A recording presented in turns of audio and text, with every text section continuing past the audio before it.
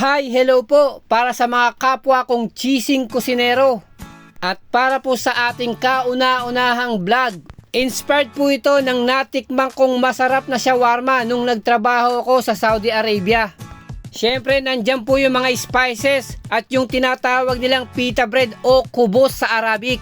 At yung magdadalat main ingredients ng ating shawarma, yung chicken breast.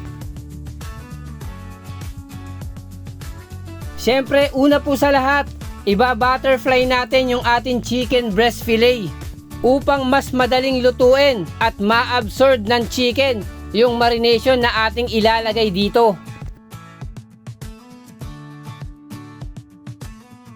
Dapat hindi po ganong kanipes o kakapal ang ating chicken para hindi po mahilaw, ma-overcook o masunog sa ating pagluluto.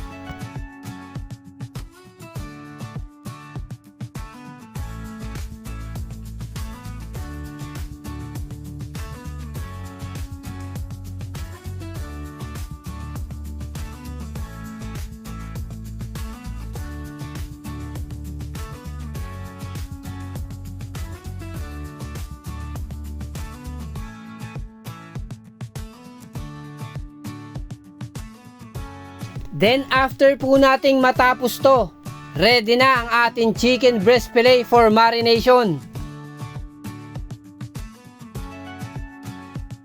And we start the marination. Para sa unang ingredients, ito po yung plain yogurt na magsisilbing base ng ating marination.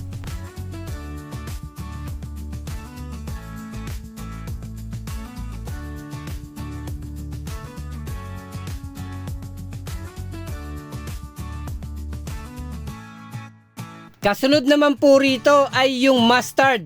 Pwede natin gamitan to ng German mustard, Dijon mustard, pero dito ginamit ko po honey mustard para mas Pinoy po ang lasa.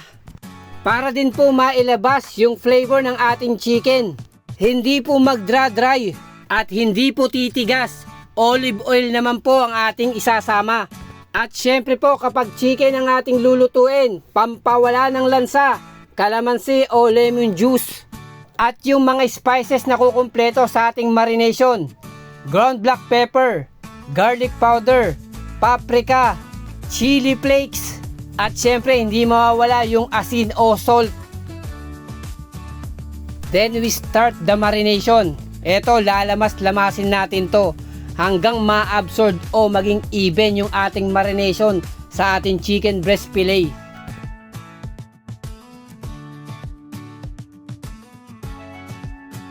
And again, upang ma-absorb ng ating chicken breast fillet lahat ng mga spices at mas lalo pang lumabas yung flavor at sarap ng ating chicken shawarma ala Batha, Saudi Arabia.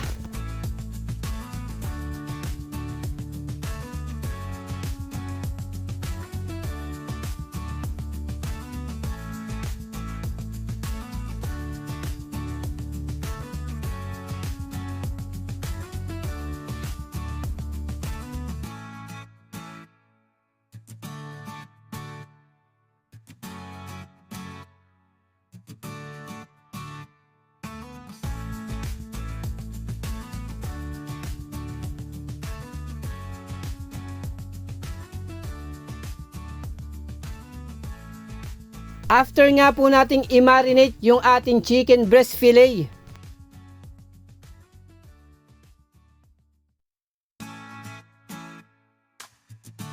kailangan din po natin lagyan ng cover yung ating marination gamit po yung cling wrap.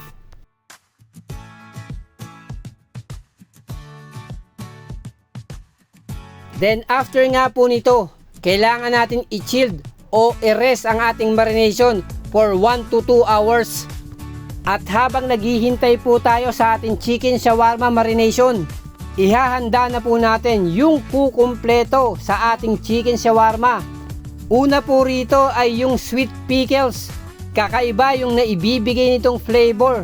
Yung sweetness at asim nito ay isa siya sa magko-complement sa lasa ng ating chicken shawarma. Or baka nagtataka yung ilan sa inyo, bakit meron sweet pickles? Sa Saudi Arabia, particular sa Batha, Isa to sa sinasama nilang ingredients kumpara dito sa Pilipinas. Hindi po natin nilalagyan ng sweet pickles.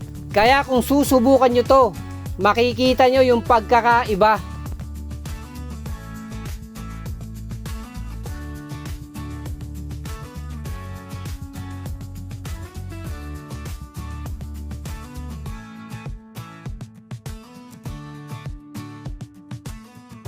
At ito pa ang isang ikagugulat nyo at ipagtataka nyo po.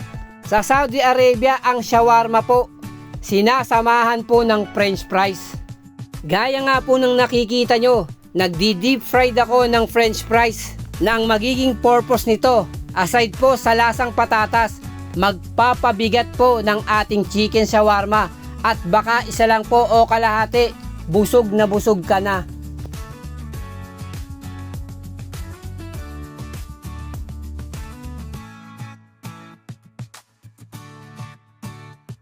Then kapag naihanda na natin lahat ng condiments at ingredients, ready na tayong gumawa ng alabatha chicken shawarma. Pero since wala po tayong vertical broiler o stove na ginagamit sa pagluluto ng shawarma, mag-i-improvise po tayo. Mag-i-improvise na lang po tayo. Sa kawali at sa mainit na clarified butter na lang natin lulutuin yung ating chicken shawarma marination.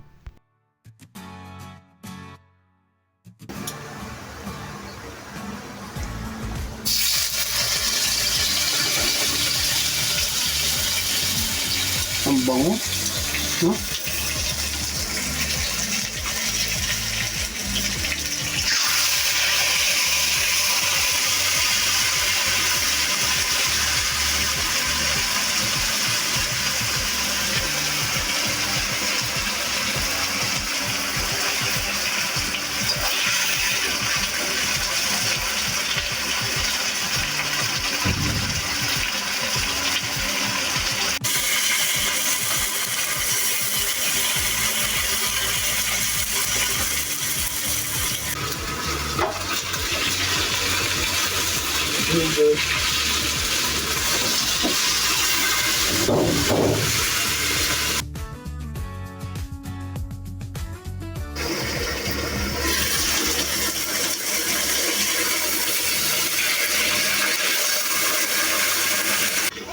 Pagkatapos nga natin pong lutuin yung ating chicken shawarma filling, ito toast naman natin yung ating pita bread o kubos sa mainit na kawali.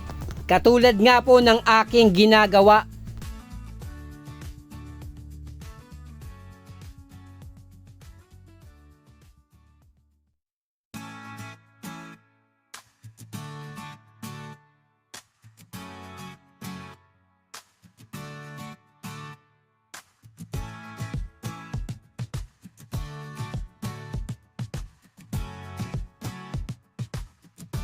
Hanggang magkaroon po siya ng mga brown toast mark. And ready na po tayong gumawa ng chicken shawarma alabatha Saudi Arabia. Kung mapapansin nyo po, hinihiwa ko ng strip yung ating chicken. Ganito po talaga yung totoong shawarma. Hindi po giniling na manok o baka na dapat meron kang makakagat, mangunguya at malalasahang manok.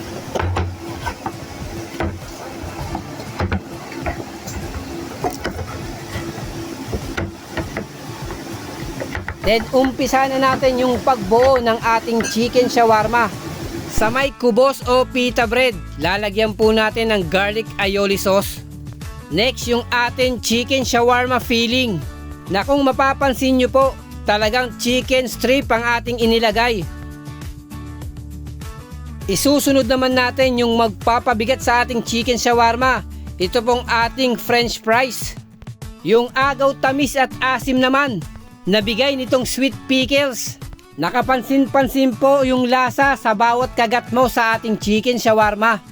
Then lalagyan natin muli ng garlic aioli sauce, na ito na po yung kukumpleto sa ating chicken shawarma. Pero yung kasabihan kong masarap na, mas pinasarap pa. Gagadgaran po natin to ng napakaraming keso, na kaya nga po tayo binansagang kusinerong cheesy, na ganun rin nga po ang ngalan ng ating YouTube channel at Facebook.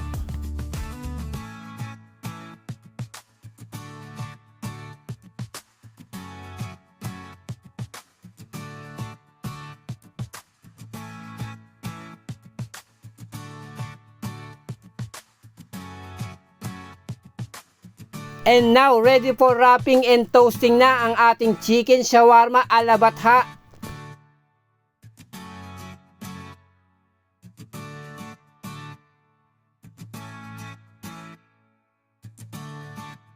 At syempre, mag-i-improvise muli tayo since wala pa tayong oven toaster.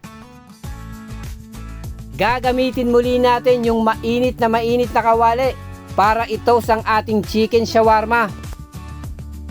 Paulit-ulit lang natin itong babaliktarin upang hindi masunog.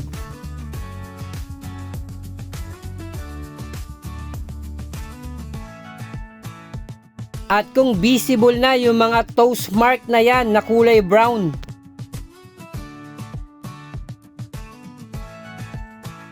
ready na po ito for plating.